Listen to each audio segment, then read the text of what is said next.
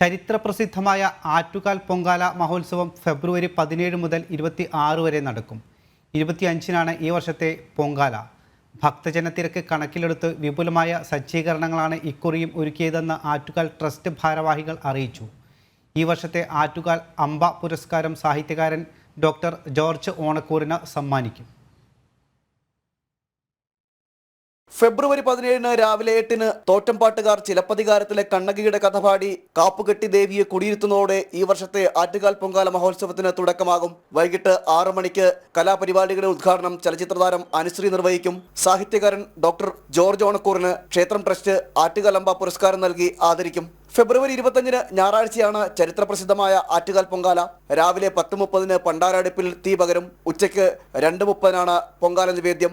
മുൻവർഷത്തെ പോലെ ഇത്തവണയും വിപുലമായ സജ്ജീകരണങ്ങളാണ് പൊങ്കാല മഹോത്സവത്തോടനുബന്ധിച്ച് ഒരുക്കിയതെന്ന് ക്ഷേത്രം ട്രസ്റ്റ് ഭാരവാഹികൾ അറിയിച്ചു. ഏകദേശം ഞങ്ങൾ ഒക്ടോബർ മാസം മുതൽ തുടങ്ങിയതാണ്. ഒരു കമ്മിറ്റി രൂപീകരിച്ച് വിവിധ വകുപ്പുകൾക്ക് വേണ്ടിയിട്ടുള്ള പ്രവർത്തനങ്ങൾ ആരംഭിച്ചു. ഇപ്പോൾ ഏകദേശം അതിൻ്റെ അവസാന ഘട്ടത്തിലാണ് നിൽക്കുന്നത്.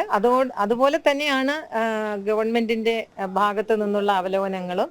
ഇത് സംയുക്തമായിട്ടുള്ള പ്രവർത്തനത്തിൻ്റെ ഫലമായിട്ട് തന്നെ ഫെബ്രുവരി 17 ആകുമ്പോൾ എല്ലാം സജ്ജീകരണങ്ങളും പൂർത്തിയാകും.